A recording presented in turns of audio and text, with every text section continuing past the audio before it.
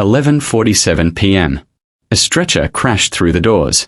A Navy SEAL Admiral lying motionless, his uniform torn with 5 bullet holes, blood pouring through the fabric as surgeons yelled over each other, pressure dropping. "We are losing him." They tried everything. Nothing worked. Then the quiet rookie nurse stepped forward. Emma Clark, the girl no one trusted, the one everyone overlooked.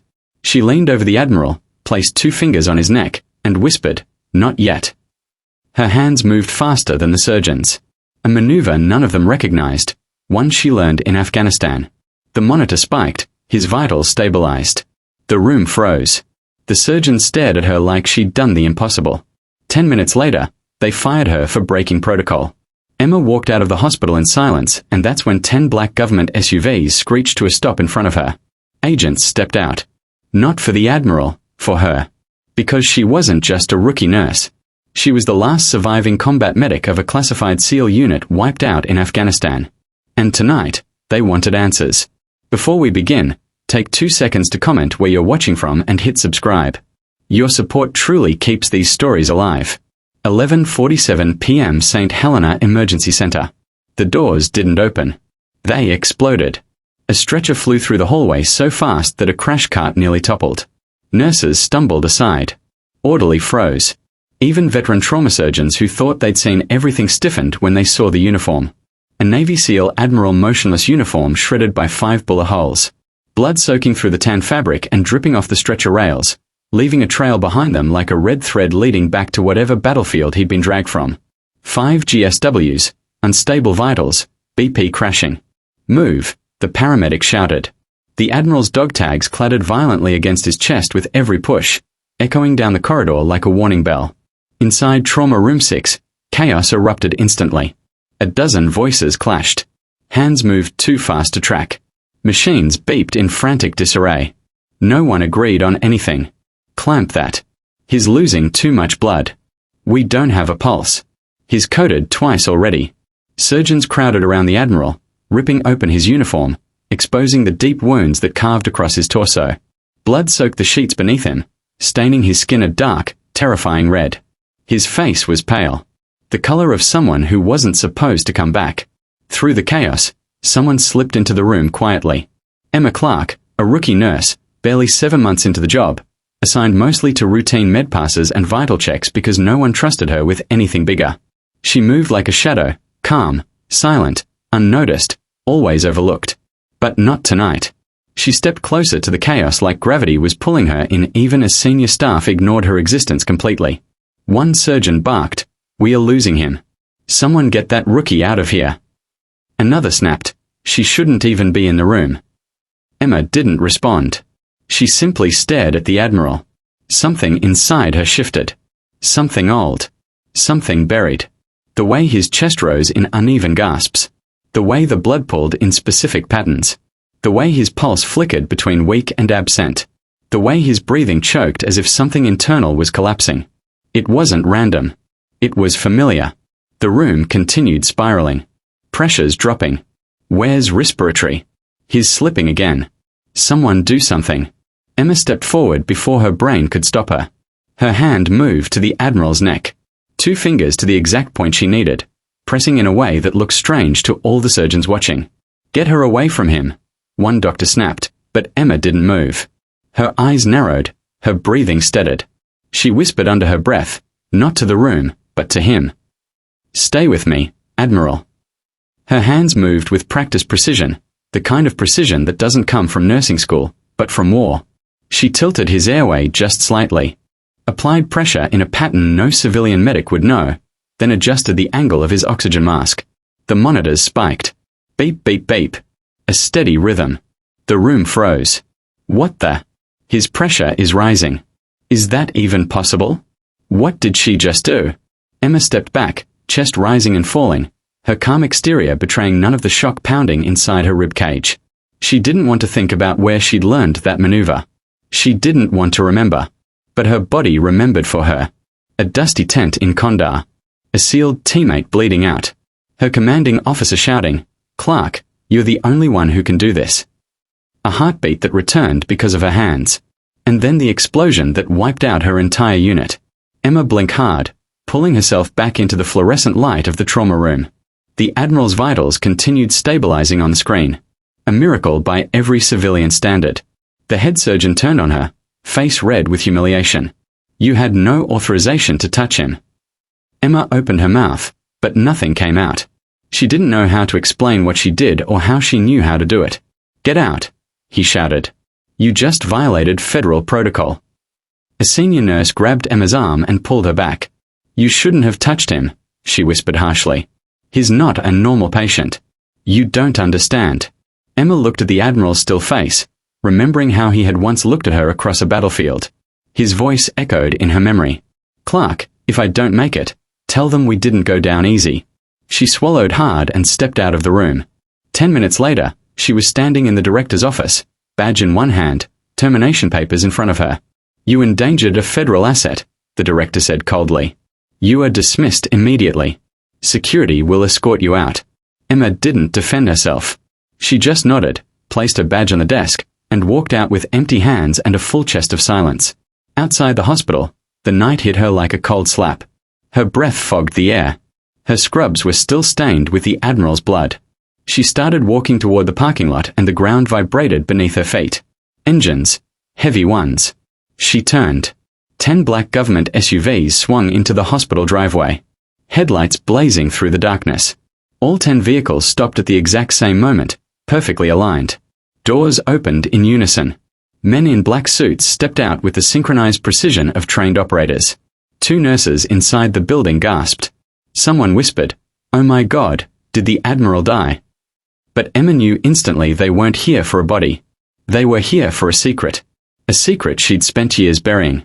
A man with a cold jawline and a badge that wasn't marked with any known agency stepped toward her. "And Emma Clark," he said, voice low but firm. Emma didn't respond. He stepped closer. "We've been looking for you." Her pulse hammered, her breath caught. Her mind screamed to run, but her body stayed still. The man's eyes narrowed. "You saved the Admiral once before," he said quietly. "In Afghanistan." Emma's heart stopped. He continued. "And tonight, you saved him again." The hospital doors behind them opened slightly as staff watched the scene unfolding, clueless, frightened, desperate to know what was happening. Emma felt the past claw its way back into her lungs. The man looked her dead in the eyes. "And now we need you." Her knees nearly buckled. But the real blow came next. "Emma," he said, stepping closer, lowering his voice to a whisper only she could hear. "Your entire SEAL unit wasn't killed by the enemy. Someone betrayed you." The world tilted. Her fingertips trembled. Her breath shattered in her chest. And then he said the words that ripped open the wound she'd spent years trying to bury. "The traitor works in your hospital." Emma's heart stopped cold, and the night swallowed everything around her. Emma didn't realize she was shaking until one of the agents stepped forward and placed a steadying hand near, but not on her elbow, as if approaching a wounded animal. The hospital's cold parking lot suddenly felt suffocating, thick with secrets she never meant to revisit. The neon emergency sign flickered above them, casting flashes of red across the black SUVs like warning lights. "Let's take this inside the vehicle," the lead agent said. "Not here." Too many eyes. Emma looked back toward the glass hospital doors, faces pressed against them, nurses whispering, doctors staring. The director practically glued to the window in horrified curiosity. She swallowed hard and turned away. The last thing she wanted was to give them another spectacle. The agent motioned to an SUV door. Emma hesitated, then stepped in. Inside was warmth, silence, and the faint smell of leather. The door shut with a heavy thud, cutting off the outside world. The interior lights dimmed automatically. 2 agents flanked her. The lead agent sat across from her with a tablet already open. Files pulled up that made her stomach twist. A photo of her, but not as Emma Clark, the nurse, as Petty Officer Emma Clark. SEAL combat medic. Black uniform.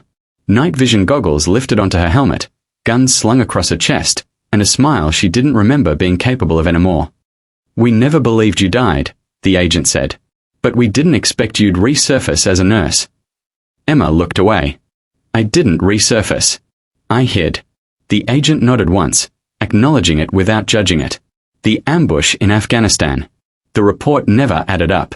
Your unit was too experienced, too tactical, too trained to walk into a kill zone like that." Emma's throat tightened. She saw the images again. Fire in the sky, metal twisting, bodies falling, her heart pounded in her ears. You were the only survivor, he continued. But you were badly injured. When you woke up at Lantal Hospital, you disappeared before debrief. I didn't disappear, she whispered, voice cracking. I escaped. The agent exchanged a glance with another operative. Why? Emma exhaled long and slow. Because I heard two analysts talking outside my room. They said the ambush wasn't random. They said someone sold us out. Someone high enough that it would never go on record. She lifted her eyes, tears burning but refusing to fall. And I knew if the traitor realized I survived, they'd finish the job. Silence filled the SUV. Heavy, electric, respectful. The agent leaned forward slightly.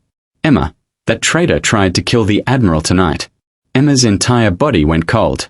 We intercepted communications from inside your hospital, he continued. Encrypted messages coordinating the attack. The shooter wasn't acting alone. Someone in your ER secretly altered his meds when he arrived. Emma's pulse hammered in her neck. No, that's but the image of the head surgeon screaming at her, the director firing her instantly, the way everyone rushed to remove her from the Admiral's side. It wasn't incompetence, it was deliberate, her hand clenched against her thigh. Who? The agent tapped the tablet screen. A blurry surveillance photo popped up. A man in scrubs. Mask on. Cat pulled low. But the eyes. Emma recognized those eyes. No. It couldn't be. Her voice cracked. That's Dr. Holloway. The agent nodded. Chief trauma surgeon. He was in Afghanistan. Emma whispered, memories slamming together. He was consulting on our forward operating base 2 days before the ambush. He said he was studying battlefield triage. Her breath stilled. He was mapping our patterns, she whispered. He knew exactly where our unit would be the night we were hit. And tonight, the agent added, he signed the termination order to get you away from the Admiral's bedside. Emma's stomach twisted in betrayal so deep it felt physical. The agent leaned closer. He didn't fire you because you broke protocol. He fired you because you were the only one who could save the Admiral. Because he knew you recognized things no one else could. Emma squeezed her eyes shut. She'd spent years running from her past, and it had been following her this entire time. We need your help, the agent said softly. Emma opened her eyes. I'm not a soldier anymore. You don't need to be. We just need your memory, your instincts, your eyes on the scene. You're the only one alive who knows how the first attack happened and why this one looks identical. Emma didn't speak. The SUV began moving, pulling away from the ER. Agents in the front communicated quietly through radios, their voices low and urgent. The lead SUV took point. The rest formed a protective box around her vehicle. Emma stared through the tinted glass as the hospital shrank behind them. Where are we going? She finally asked. To a secure location, the agent replied. Someplace where you can talk freely and where no one can reach you. Emma looked back at the hospital once more. She saw Dr. Holloway standing in the glass entrance, phone raised to his ear, face shadowed in anger rather than worry, her chest tightened. For years, she'd been the quiet nurse no one noticed. Tonight, she realized why that had kept her alive. The SUV convoy sped through the empty streets until they turned into an abandoned industrial lot. A warehouse loomed in the darkness, lights flickering to life as the SUVs approached. The gates slid open automatically. Inside, the warehouse had been transformed into a mobile command center. Screens lit up with satellite imagery, medical schematics, encrypted messages scrolling in real time. Emma stepped out of the SUV slowly, breath shaking. Every agent in the building turned toward her. Some nodded in respect. Some stood straighter at her presence. Some watched her with the kind of awe normally reserved for war heroes. She wasn't used to it. She didn't want it, but she felt the weight of it all the same. The lead agent guided her to a table. On it were the Admiral's medical chart, the bullets pulled from his uniform by its encrypted flash drive, surveillance footage from the ER earlier tonight. And then Emma saw the last item, a photo not of her, not of the Admiral, but of her entire SEAL unit, smiling, alive, taken the day before they died. Her knees weakened. Her fingertips hovered above the image, but didn't touch it. The agent spoke quietly. We believe Dr. Holloway coordinated the ambush in Afghanistan, and tonight's attack was meant to finish the Admiral before he could identify him. Emma's throat tightened painfully. He was my friend. No. The agent corrected softly. That's the mask he wore. Emma stared at the board. The connections, the timeline, the locations, everything matched too perfectly. "He'll come after me," she whispered. "He already tried." The agent replied. "Firing you was step 1. Getting access to you once the Admiral died. That was step 2. Emma swallowed. "What do you want me to do?" "Tell us everything." The agent said. "Walk us through the Afghanistan mission. Every detail, every instinct, every moment that didn't feel right." Emma looked at the faces of her fallen teammates. Then she exhaled slowly and nodded. "All right," she whispered. "I'll help." But before the lead agent could speak, an emergency alert blared across the warehouse. Code red, "The Admiral is crashing again." Emma's heart lurched, but the agent's next words were worse, and Dr. Holloway disappeared from the hospital 5 minutes ago. The warehouse fell into chaos. Emma froze because she realized something horrifying. Holloway wasn't running. He was hunting. And she was the target. If you think we should never judge the quiet ones, comment never judge. For a moment, the warehouse felt suspended in a breathless silence. Every agent froze. Screens flickered red with the alert. Emma stood still, pulse hammering in her ears as the words repeated in her mind. "The Admiral is crashing again. Dr. Holloway is missing." The lead agent snapped into motion first, barking orders into his comms. "Lock down the hospital. Secure all exits. No one gets in or out without clearance." Operators sprinted across the room, switching feeds, tracing thermal signatures, rerouting satellite images. Emma's heart twisted. If Holloway wanted the Admiral dead, this was the moment he'd strike. Vulnerable, weak, surrounded by staff trained to trust him. He could slip into the room with a mask and gloves, inject something clear and untraceable, and walk out like nothing happened. That's exactly how he did it in Afghanistan. She stepped forward, breath sharp. "We need to get back to the hospital now." The agent turned. "Emma, you're not cleared to no one knows his patterns like I do." She cut in, voice shaking, but steady. "You think this is random? He kills the same way. Same dosage, same approach. He's repeating the exact method from our FOB attack." She snatched up the Admiral's chart from the table. "If he wants him dead, he'll do it himself tonight before Federal Command arrives." The agent hesitated for only half a second. "Gear up," he ordered his team. "We move." The convoy roared out of the warehouse like a pack of wolves. Engines low, tires silent, lights off. Emma sat in the middle vehicle, flanked by 2 operators who checked their weapons with clinical precision. Her fingers dug into her scrub pants, knuckles white. Her mind replayed the faces of her fallen squad. Garrett, Silver, Hull, Commander Reyes, all dead because someone they trusted helped put them in a kill zone. And no way wanted to erase the last 2 people who could expose him, the Admiral and her. "You okay?" one of the agents asked quietly. Emma stared out the tinted window at the rushing streetlights. "I knew something felt wrong when he fired me. I just didn't want to believe it." "He fooled a lot of people," the agent replied. "But you survived him once. That's why you're here." Emma swallowed hard. She didn't feel brave. She didn't feel ready. She felt like the girl who watched her world burn and ran before the flames touched her. But she didn't run tonight. 5 minutes out, the driver called. The agents nodded to each other, vests adjusted, earpieces clicked, weapons checked. The SUV interior buzzed with controlled energy. Emma inhaled slowly. "He won't go through the front entrance." "No," the agent agreed. "He'll use a staff access route." Emma closed her eyes. "The service hallway behind Trauma 7. There's a blind spot in the cameras. He'd know that." The agent smirked. "Good. You're thinking like him." Emma hated that she could. When they reached the hospital, the entire building was lit up. Police cruisers blocked the main entrance. Nurses huddled outside, whispering frantically. Doctors scrolled through their phones, pale and shaky. Someone cried near the curb. Emma didn't stop. She pushed through them as the agents formed a tight cover around her. Inside, the ER buzzed with panic. "We lost his pulse again. Where's Dr. Holloway? He's supposed to someone checked the medication logs. We need ICU backup." Emma sprinted toward Trauma 6, but the agent grabbed her wrist. "Emma, slow down." She yanked free. "We don't have time."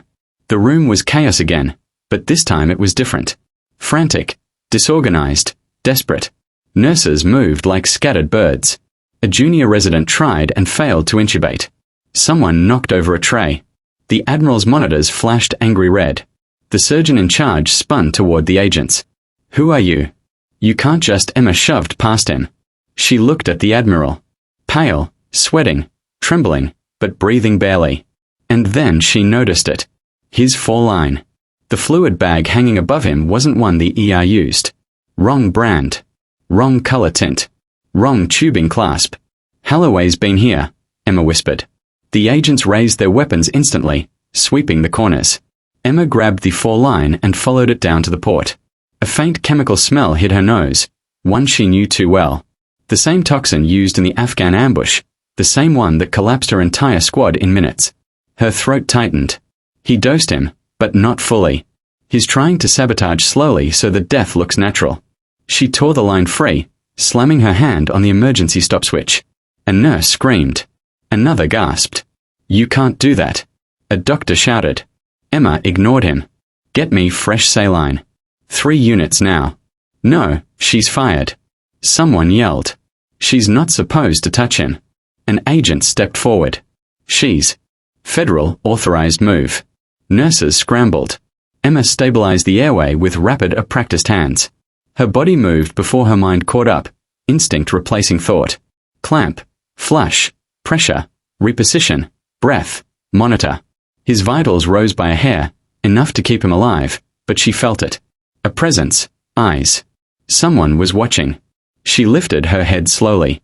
There, through the window of the trauma room, a figure stood partly hidden behind a corner wall. Masked cap, low hand still. Dr. Holloway watching her work, watching her undo what he spent hours planning. Her blood ran cold. He didn't flee. He wanted her to see him. He tipped his head slightly, mocking her, daring her to come stop him. Emma's chest tightened with rage. "He's here." The agents turned immediately toward the window. Weapons raised, but Holloway vanished into the hall with chilling calm. The lead agent growled, "Lock down the floor." Emma didn't wait. She ran through the trauma wing, past the nurses' station, down the dim service hall where the lights flickered weakly. Every step echoed. Her breath hit the air like steam. She turned the corner and froze. A body lay on the floor. A nurse, her name badge reading S. Morales. Pulse faint, injection mark on her neck. Emma's stomach lurched. The agents approached cautiously, checking her vitals, ordering backup. "She's alive," one said. "Barely." Emma's hands trembled. "He's trying to erase witnesses." Then she saw something on the wall. A smeared handprint of blood dragged fresh. And next to it, a single word scrawled hurriedly with a finger. "Run." Emma stared at it, breath trapped in her throat, but the agent behind her swallowed hard. "That's not a threat," he said quietly. "He's not telling you to run." Emma turned, confused. The agent met her eyes grimly. "He's telling you he's coming." Emma's pulse jolted. A noise echoed at the far end of the hallway. A rolling cart tipping over, metal crashing to the floor. The agents raised their rifles instantly. Emma felt her heart slam against her ribs. Then from the darkness at the end of the hall, a figure stepped forward, slow, deliberate, purposeful. Dr. Holloway, gloves on, mask up, eyes cold. He lifted a syringe filled with clear liquid and spoke the words that made Emma's blood freeze solid. "You were supposed to die with the rest of them, Emma." Dr. Holloway's voice echoed through the dim service hallway, cold enough to freeze the air around Emma. "You were supposed to die with the rest of them." Emma didn't move, didn't blink, didn't breathe. The syringe in Holloway's glove hand glinted under the flickering industrial light. Clear fluid swirling like a ghost inside the barrel. The same toxin he used in Afghanistan. The same one he'd already slipped into the Admiral's line. The same one that almost killed her squad. Her throat tightened. Why them? Why him? Why us? Holloway stepped closer, slow and deliberate. Because your co was about to expose a contract that would cost powerful men billions. He refused to play along, so he had to go. And your entire squad just happened to be in the way. Emma felt something old and dark uncoil inside her chest. You killed them. He shook his head in mock sadness. War killed them. I just redirected it. The agent spread out behind Emma, weapons raised. But Holloway lifted the syringe, placing the needle gently against his own throat, not to inject himself, but as leverage. One step closer, he warned, and this hits the bloodstream of the nearest person I touch, including her. His eyes locked on Emma's. She felt her heart stutter. His boots clicked against the floor as he approached. One slow step, then another. The needle glinting like a knife made of glass. Emma's mind raced. She couldn't let him slip away again. She couldn't let him kill another innocent person. She couldn't let the ghost of her squad remain buried while their murderer breathed clean air. But she also couldn't lunge. Not yet. Not until he was close enough. 2 steps. 3. Holloway reached her, stopping just inches away. So close she could see the faint splatter of dried blood on his mask. You, he whispered, were the mistake. Emma exhaled soft and slow as the memories surged through her like fire. The explosion, the screams, the heat. Her teammates burning, calling her name, the Admiral dragging her out of the wreckage with one arm, her begging him to leave her. His voice, "Clark, you're the only one who knows what he did. Stay alive." She had survived because the Admiral ordered her to. And now he was on a table fighting for his life again because of the same traitor. Emma lifted her chin slowly. "Then let me correct your mistake." Before could react, Emma grabbed the wrist holding the syringe, twisted sharply, and jammed her palm against the nerve point in his elbow. The same move she used in Kandahar to disarm an enemy fighter twice her size.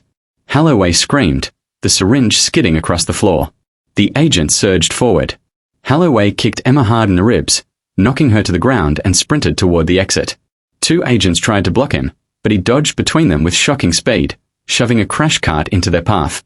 Emma coughed, pain radiating through her side, but she pushed herself up instantly. There was no time, no space for weakness. Not now. She ran down the dim hall, past overturned equipment, past a trail of footprints marked in blood. She chased him through the ICU wing, breath ragged, heart pounding like artillery fire. Nurses scattered, alarms beeped. Security shouted as the agents followed. Holloway burst into the stairwell. Emma didn't hesitate. She dove after him, grabbing the back of his coat. They both tumbled down the first step, slamming into the railing. Holloway elbowed her in the shoulder and bolted down the stairs 2 at a time. Emma gritted her teeth and followed. 2nd floor, 3rd floor, 4th. Each landing another echo of her past. The chase, the danger, the war she thought she'd left behind. At the bottom, Holloway burst into the basement, a place filled with pipes, shadows, and humming generators. He grabbed a metal pipe from the floor, swinging it in a wide arc. Emma dodged, the pipe slamming into the concrete pillar behind her with a deafening clang. "Just die," he roared. Emma ducked another swing and swept his legs, knocking him to the ground. She climbed onto him, pinning his arm with her knee. "You killed my squad," she screamed. "And I'll kill you, too," he spat, but he couldn't move. Not with her weight on his chest, not with her elbow crushing his tricep, not with agents closing in from every direction. Holloway thrashed one last time, then Emma drove her forearm into his throat, stopping him cold.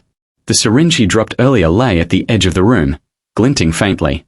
Emma reached out, slid it toward her, and held it up between them. "You used this to kill my brothers," she whispered. "To kill the Admiral. To kill me." Holloway stared at her, eyes wide, frantic. "You wouldn't." Emma tightened her grip. "No," she said, voice like ice. "But I will make sure you never hurt anyone again." The agent swarmed him, dragging him up, cuffing his wrists behind his back. As they hauled him away, Holloway's voice cracked. "You think the Admiral will live? He won't make it." "I do him too much." Emma froze. The words ripped through her chest like shrapnel. "No," she whispered. "No, he can make it. He has to. We need to get to him," an agent urged. Now, they ran back through the hospital corridors, pushing past staff, officers. Chaos straight to Trauma 6. The moment Emma stepped inside, her breath caught. The Admiral lay still, too still. Doctors stood frozen. Nurses cried softly. The monitors showed a thin, irregular line. Emma ran to his bedside. "Move," she ordered, voice cracking. She grabbed his hand. "Admiral," she whispered, her tears finally breaking free. "You fought for me in Afghanistan. You held me while I bled. You carried